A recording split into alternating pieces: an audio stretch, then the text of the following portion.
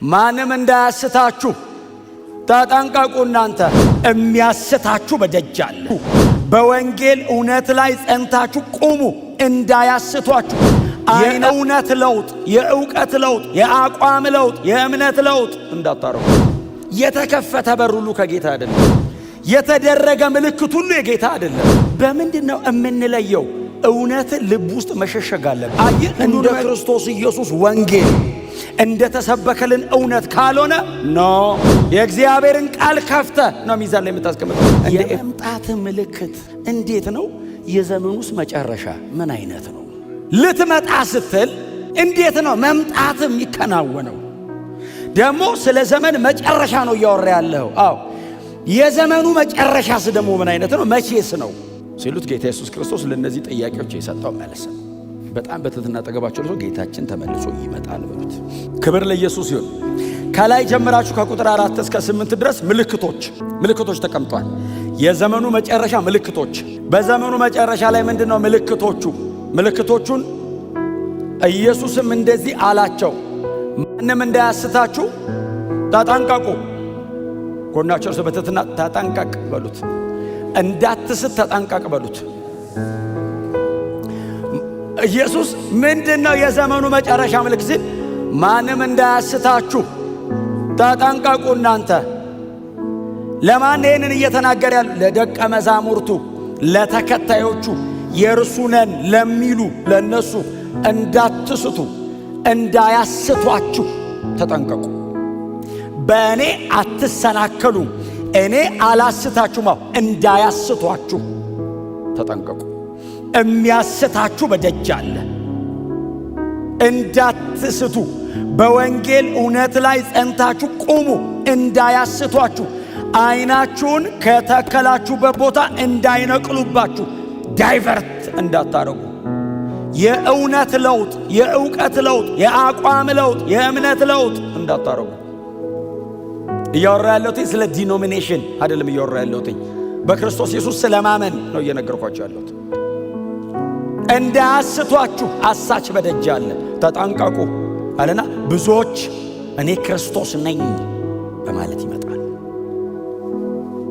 አሁን የመጨረሻው ዘመን እኮ ነው። እኔ ከሄድኩ በኋላ እኔ ያለውማ አይመጡም ማለት እኔ ከሄድኩ በኋላ እኔ ክርስቶስ ነኝ ብሎ ይመጣሉ። ስለዚህ እኔ ስመጣ ያስታውቃል። የእኔ አመጣጤ አለ። እነሱ ግን በየቦታው ብቅ እያሉ እኔ ክርስቶስ ነኝ ተከተለኝ ይላሉ። እንዳትሳሳቱ። አሜን ነው። ኢየሱስ ሲመጣ ከሰማይ ነው የሚመጣው፣ ከጎን አይመጣም። እኔ ክርስቶስ ነኝ በማለት በስሜ ከጎን ብቅ የሚል ኢየሱስ የለም። ከዚህ በኋላ ከሰማይ ነው የሚመጣው። ከቅድስት ድንግል ማርያም እንደተወለደው ከዚህ በኋላ እንደገና የሚወለድ የለንም። ከብሮ የሚመለስን ያለን። እንዳትሳሳቱ፣ እንዳያስቷችሁ። ከጎን ብቅ እያለ እኔም ጋ አለ፣ አግኝቼዋለሁ፣ ተገለጠልኝ፣ ሌሊት አብሮ። እንዳትሳሳቱ። ይመጣሉ። በስሜ ምን ማለት ነው? በስልጣኔ ማለት ነው። ባይዘው የት ድረስ ይሄዳሉ? ያመኑትን ወይንም የተመረጡትን ለማሳት ምልክቶችን ሁሉ ከሰማይ ያደርጋሉ። በስሜ ይመጣሉ ማለት ዝም ብሎ እኔ ክርስቶስ ነኝ አይደለም የሚለው፣ ምልክት ሁሉ ያደርጋሉ። አንዳንዶች ምልክት የሚታይ ነገር ያደርጋሉ። እና እንዳትሳሳቱ ከሐሰተኛው መንፈስ ተጠንቀቁ አላቸው። ማን ነው የሚለው? ደቀ መዛሙርቱን። እነማን ናቸው እነዚህ ደቀ መዛሙርት? ጴጥሮስ፣ ዮሐንስ፣ አዕማድ የምንላቸው ኢየሱስ እግር ስር 3 ዓመት ተኩል የተቀመጡት ነው። ተጠንቀቁ። አረማመዳችሁ ላይ፣ አካሄዳችሁ ላይ፣ ትምህርታችሁ ላይ፣ ያመናችሁት ነገር ፕሮቴክት አርግ፣ እውነትህን ጋርድ አርግ። የተከፈተ በር ሁሉ ከጌታ አይደለም። የተደረገ ምልክት ሁሉ የጌታ አይደለም። ኢየሱስ ክርስቶስን መካከለኛ ያላደረገ ነገር በሙሉ ከጌታ አይደለም። ምንም ነገር ከሆነ ክርስቶስን መካከል ማድረግ አለበት። አዎ፣ ሰዎችን ማዳን አለበት። አማኞችን ማነጽ አለበት። ኢየሱስ የሌለበት ሌላ ነገር ፕሮሞት የሚያደርግ ወንጌል የለም። እሱ ልዩ ወንጌል። እኔ ክርስቶስ ነኝ ብለው ይመጣሉ። እንደውም ላንብብላችሁ እስቲ። ቁጥር ስንት መሰላችሁ? 24 እዚሁ 24 ለመያዝ ራሱ ቀላል 24 ሐሰተኛ ክርስቶሶችና ሐሰተኛ ነቢያት ይነሳሉና ብሎ ቢቻል ቀላል አይደለም አይደል? የተመረጡትን ማሳት ግን ይሞክሩታል። ደጅ ያለውማ ስቷል፣ የሳተ ደግሞ አይስትም። ታርጌቱ ቦርናጌን ሆኖ ቢቻል ይለና ምንድን ነው የተመረጡትን ለማሳት ሲሉ ብሎ ታላላቅ ምልክቶችንና ታምራትን። ማን ነው ይህንን የተናገረው? ጳውሎስ ነው እንዴ የተናገረው? ጴጥሮስ ነው እንዴ? ጌታችን ኢየሱስ ክርስቶስ እንደዚህ ያለ ታላላቅ ተአምራትን ያደርጋሉ አለ።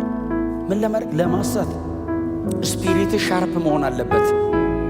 በምንድን ነው የምንለየው? እውነትን ልብ ውስጥ መሸሸግ አለብህ። ሁሉንም ነገር አይነን ጨፈነ ከጌታ ነው ከጌታ አይደለም እያልክ አትዘልቀውም። እውነት አለ መለያ። የእግዚአብሔር ቃል አለ ዲዘርኒንግ ስፒሪት የሚሰራበት። አይ እንደ ክርስቶስ ኢየሱስ ወንጌል እንደ ተሰበከልን እውነት ካልሆነ ኖ የእግዚአብሔርን ቃል ከፍተ ነው ሚዛን ላይ የምታስቀምጠው። እንደ ኤፌሶን ቸርች ሐዋርያት ሳይሆኑ ሐዋርያት ነን ያሉትን ለይታ አውቀሃል። በምን? በትምህርታቸው። ጳውሎስ እዚህ ጋር የሆነ ነገር አድርገው እነሱ የሆነ ነገር እዚህ ጋር አድርገው በምን ለያቸው ሲል በትምህርት ለያቸው፣ አወጣቸው ከመሃል። የተመረጡትን እንኳ ቢቻላቸው ለማሳት ታላላቅ ምልክቶችንና ተአምራትን እንኳ ያደርጋሉ። ስለዚህ መጀመሪያ እናንተ ተጠንቀቁ አለ ኢየሱስ። ባይዘው ቸርች ነው አለ የተናገረው። መጀመሪያ ምን እናድርግ ጌታ ሆይ ሲሉት እናንተ ተጠንቀቁ። ከዛ ወደ ደጅ ወጣ። ሌላ ምልክት አለ። ቸርች አካባቢ የሚኖረው ምልክታው እኔ ክርስቶስ ነኝ እያሉ ይመጣሉ።